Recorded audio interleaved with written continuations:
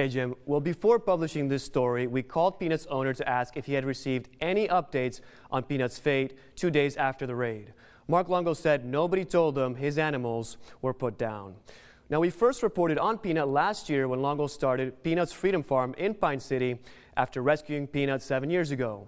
Longo said he found Peanut after his mother was hit by a car.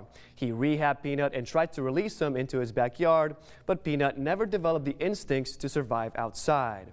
Longo then let Peanut live inside of his home.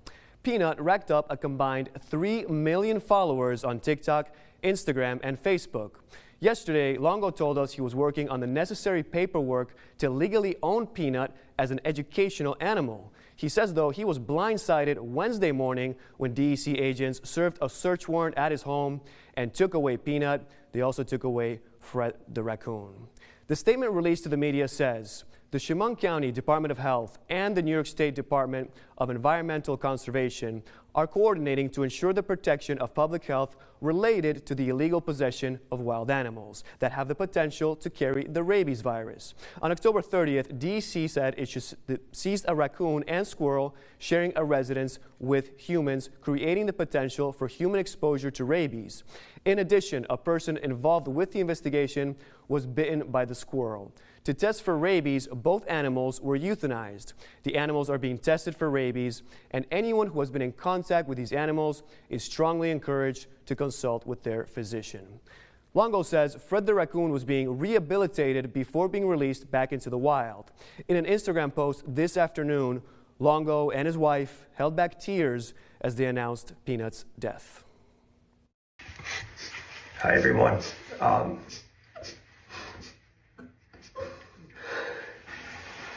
I don't know how I'm going to say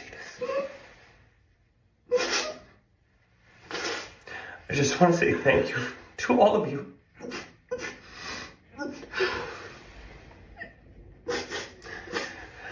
Peanut was the best thing that ever happened to us. And we got confirmation that they put him down. I want to continue to fight this fight as much as I can. But we need all of you to come together and help us.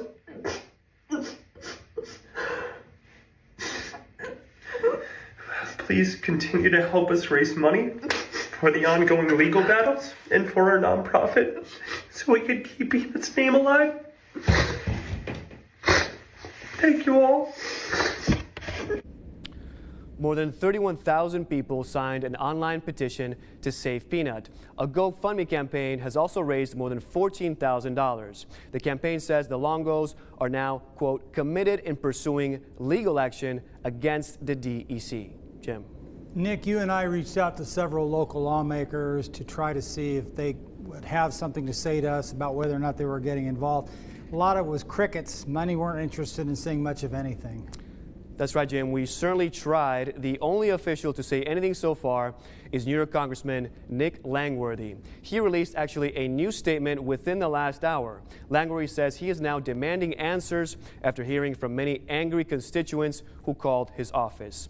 This statement says, in part, the pet owner has not been afforded due process and now his pets are dead. This action comes today as reports have emerged of an illegal immigrant raping a 5-year-old on Long Island. This demonstrates the Hochul administration's deranged level of misguided priorities. In New York State, we have sanctuaries for illegal immigrants while innocent pets are killed. We reached out to Governor Hochul's office, but we did not hear back. New York Senator Chuck Schumer's office told us it had no comment because this was not a federal matter. We also left a message with Senator Kirsten Gillibrand, but our call was not returned. We also reached out to New York State Senator Tom O'Mara and the Chemung County Health Department. Our requests for comment were not returned. Jim.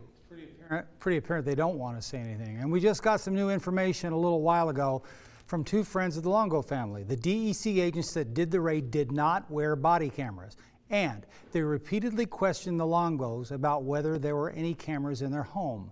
We also got a copy of the search warrant. A Chemung County judge signed off on it. We're going to attempt to speak with him on Monday.